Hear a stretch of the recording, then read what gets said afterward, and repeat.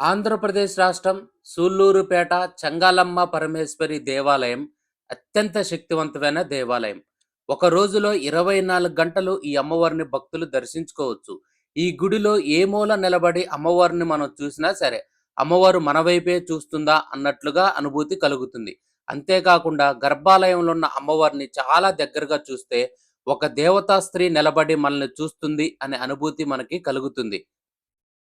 ఈ దేవాలయానికి తలుపులు ఉండవు. అర్ధరాత్రి సమయంలో కూడా ఈ అమ్మవారిని దర్శించుకొని భక్తులు పూజలు చేసుకోవచ్చు.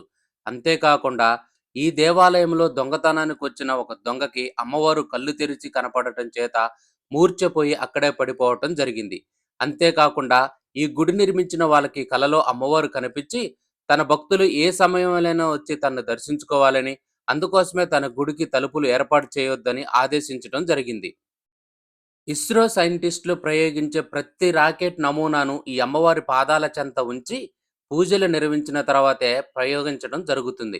ఇక్కడికొచ్చి ఈ అమ్మవారిని మనస్ఫూర్తిగా నమ్మి మనం ఏ కోరిక కోరుకున్నా సరే తప్పనిసరిగా ఆ కోరిక నెరవేర్చి తీరుతుందంట ఈ అమ్మవారు. నేను చెప్పే ఈ ఇన్ఫర్మేషన్ మీకు నచ్చినట్లయితే లైక్ చేసి, షేర్ చేసి, కామెంట్ చేయండి. అంతేకాకుండా రాధా మనోహరి వ్లాగ్స్ అనే యూట్యూబ్ ఛానల్‌ని, ఇన్‌స్టాగ్రామ్‌లో నా ఐడీని మీరందరూ కూడా ఫాలో చేయండి.